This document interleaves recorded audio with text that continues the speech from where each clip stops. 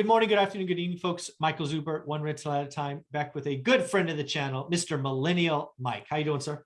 I'm doing well. Thanks for having me on. Absolutely.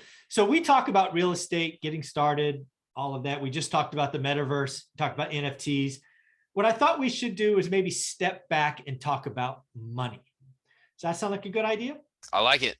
All right. So the thing I'm going to do is I'm actually going to pull up something that's in my Get Your Money Right course, because I don't think people really understand money, expenses, earnings, taxes, and most importantly, time. The big thing for me, folks, is we need to turn every purchase into time. And if you did that, you would probably buy a lot less stuff. You ready to go? Sure.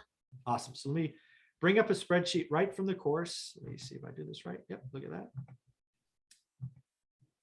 So can you see that now? Yes, sir.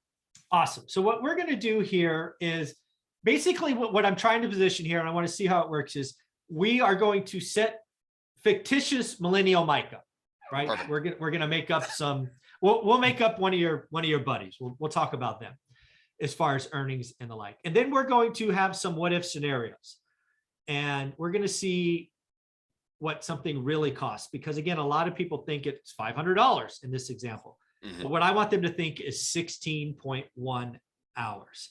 I want you to think you got to work 2 days for whatever this widget is. Sound like fun? Yeah, let's do it. And we get to do this with only 3 inputs. So think of one of your buddies. What does one of your buddies make an hour, you think? Well, $35 an hour is probably pretty generous. If I think of most folks my age, millennials, between the age of like 25 to 35, okay, $35 an hour is probably a little generous. It's probably closer to like 20 to 25. All right, we'll split the difference, 22.5. Okay. Now we all pay, well, most of us pay taxes. What do you think an effective tax? Just again, a sample. We could put 0 if you want, if they don't pay any taxes. I think 11% is good. Okay. So the first part of this conversation is we need to realize, hey, when you tell your buddy, hey, I make $22.50 an hour, you don't get to keep $22.50 an hour. There's this thing called taxes, called net, called FICA, whatever you want to call it. But really what you're doing is you're working for, in this example, $20.03 an hour. What is going to show up in your check at the end of the week, every other week, end of the month, is $20.03 and $822.50. Does that make sense? Okay. So then what we're going to do is we're going to have a very, very simple, straightforward discussion and say, hey, in case, what is the last expensive thing you bought over $100? Brand new Xbox. First one I bought in 10 years. All right. How much was it? It was $750. All right. So $750. So in this example, and again, we're going to go more detail here, that Xbox did not cost you, or your friend, I should say, $750. It cost almost a week of their life. Right. 37.5 hours. Right. That's a lot, right? I mean, that's almost 5 working days to get the Xbox. But in reality, it's worse than that, because you and I both know, unless you're living in mom and dad and have no expenses, you aren't keeping $20.03 an hour, right? So here's the real world, because this is where it's important. All of those things came over, but we're now going to take your friend who makes $20 an hour, and we're just going to add 5 columns of expenses, monthly expenses. What do you think they pay for rent? Around the Seattle area, I would say $1,500 a month is probably a generous amount. Okay. I was paying $1,850 for my 2-bedroom duplex 10 miles outside of Seattle. So $1,500 is nice. All right. So let's talk about a car. I'm going to guess they're not spending that much on cars. What do you? No, I would say most folks, unfortunately, buy themselves a brand new car and then have to pay full price insurance. So I'd say probably a little close to like $700. That was my last friend I chatted with. All right. They got to eat, right? They got to eat. Yeah, that's probably pretty close. $300 for groceries, $300 for going out. Okay. Entertainment, movies, Netflix, all that stuff. Yeah, Sounders games, Seahawks games, all that type of stuff for sure. Well, 500 is probably pretty fair. Okay. And what about just every kind of a catch-all for everything else? Yeah, that's probably good. You got gas, your cell phone bill, all that stuff. I'd say that's pretty fair. All right, let's see where we're at. All right, so I think this is going to turn negative, which is real life. So again, we just summarized this, right? This is again just real quick example. They're spending $49,000 a year, and their yearly net, oh by the way, is 41. So let's take this down to 1,000. Let's say they have roommates. Let's at least not make it negative. What in reality, they would just put it on a credit card. Yeah, exactly. Or that's what mom and dad are for. That's right. Living on mom and dad. That's funny. All right, did we get there? All right, there we go. All right, so we just adjusted rent down a little bit. They have roommates now. Now we go back to this example, right? 41,000 is their net after taxes, making 2,250 or 2,003. We now say their total expenses a year. Again, the expenses here, Mike, are fixed every month, fixed. In this example, you are living life on $2,052 a year to decide what you want to do. In this example, you have $171 a month as discretionary or your freedom dollars. And oh, by the way, you make $20.03 net, $22.50 gross. You are actually only making 99 cents an hour to do what you would like. Right. So lunch outs, a week and a half. A new outfit is 2.5 weeks.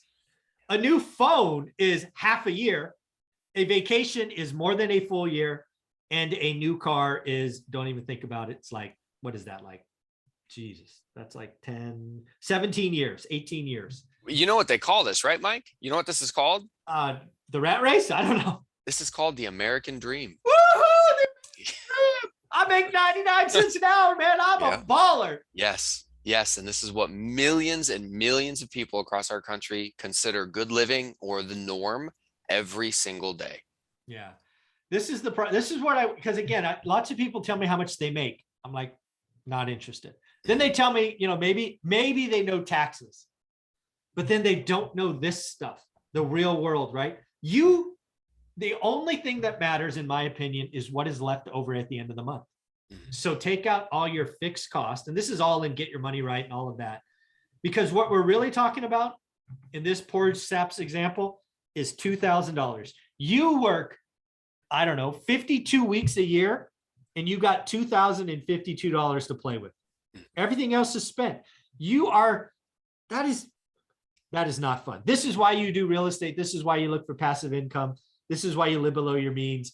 Folks, this right here, not fun. And again, this might be lots of you, but you got to recognize it. This is a recipe for disaster. Our friend Mark, my mentor Mark, he always talks about cinching the belt tighter. And so many people always have an excuse, or they have, I can't cut back anywhere. Well, you probably can. It's just whether or not you will. And if you want to live your life 40 hours a week for 40 years so that you can retire and, use the 4% rule and be poor when you're old. And that's what you want to do. And if you're truly happy and okay with it, well, then I'm happy for you. If that's what you want and you like, I'm happy for you. I'm not going to tell you you're wrong. Absolutely. But when I was a kid and I got my first job, I worked at McDonald's when I was 14 years old in North Dakota, and I made $5.05 an hour back in 2004. Wiener Schnitzel, $3.15. I remember at the time thinking to myself, I make $5 an hour.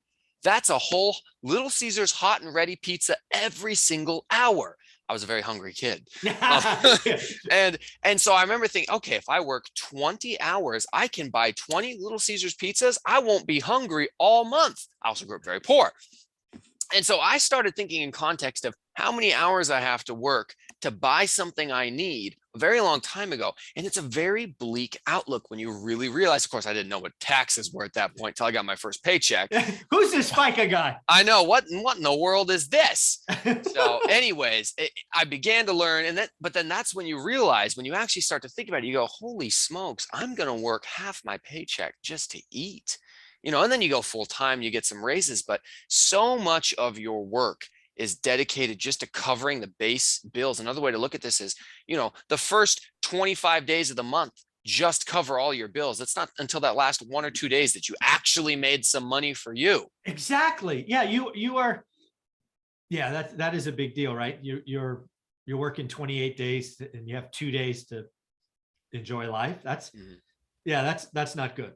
You can always cinch your belt, to steal Mark's phrase, live below your means. Olivia, you and I know this. We did a whole needs versus want thing. And we ultimately got down to 50% of our income from 100%. Because again, we were doing it all wrong in the beginning. So these shiny, sometimes you have to shine a light. Like this was a real person, which I'm sure it's lots.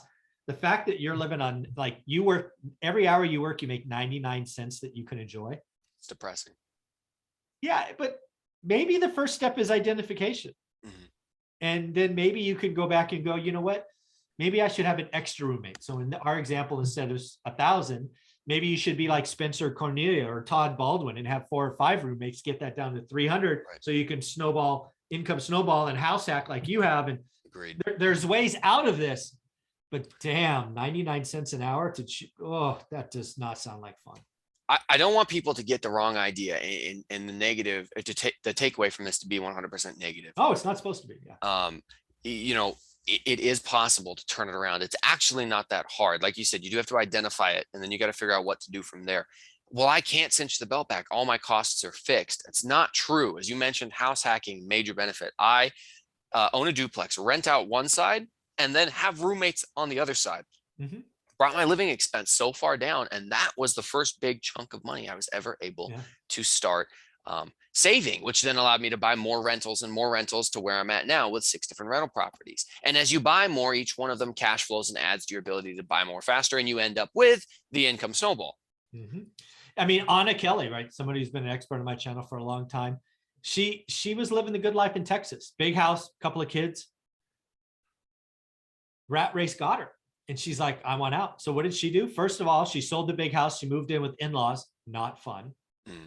And then she bought a 4-plex. She lived in a little 4-plex, 2-bedroom, 1 bath was her unit. She rented out the other 3 so she could get the income snowball going.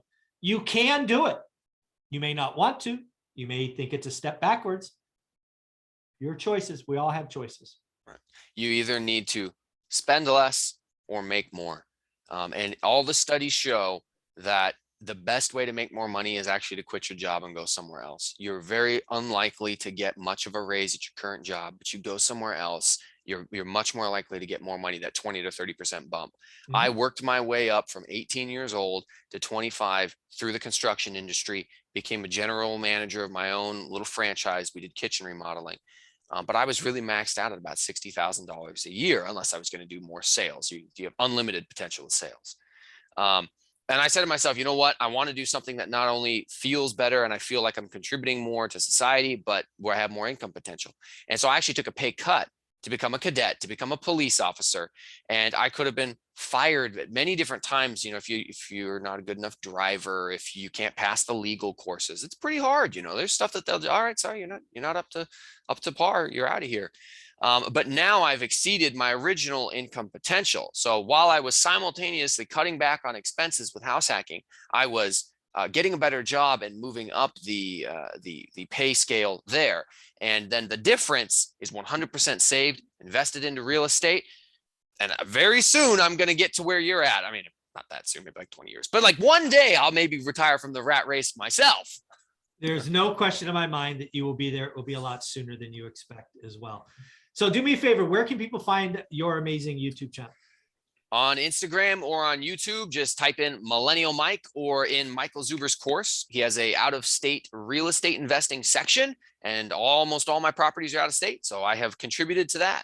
Awesome. I appreciate that. How to get started one rental at a time, again, is a collection of experts. I talk about what I know, and I get friends to contribute content like out-of-state investing from Millennial Mike. Thanks, buddy. Thank you. Mm-hmm.